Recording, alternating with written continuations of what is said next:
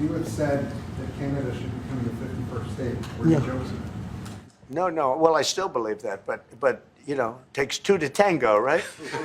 But no, I do. I mean, I believe it would be a massive tax cut for the Canadian citizens. You get free military, you get tremendous medical cares and other things.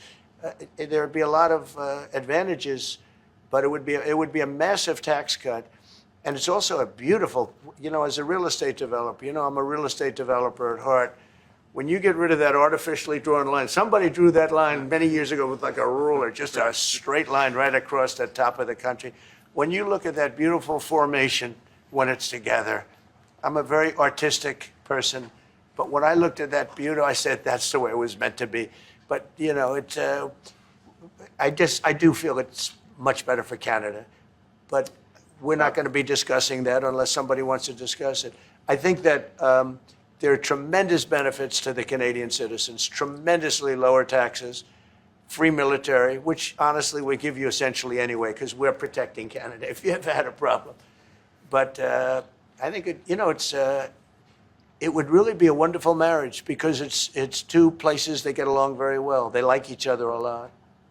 Well, if I may, as you know from real estate, there are some places that are never for sale. That's true. We're sitting in one right now, you know, Buckingham Palace that you visited as well. That's true. And having met with the owners of Canada over the course of the campaign last several months, it's not for sale, won't be for sale ever. But the opportunity is in the partnership and what we can build together. And we have done that in the past. And part of that, as the President just said, is with respect to our own security. They have, I must say, Canada is stepping up the military participation because Mark knew, you know, they were low and now they're stepping it up, and that's a very important thing. But never say never. Never say never.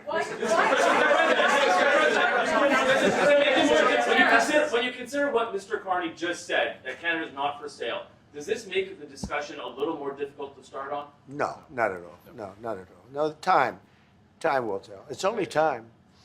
But I say never. I've had many, many things that were not doable, and they ended up being doable, and only doable in a very friendly way. But if it's to everybody's benefit, you know, Canada loves us, and we love Canada. That's, I think, the number one thing that's important. But we'll see. I mean, over time, we'll see what happens.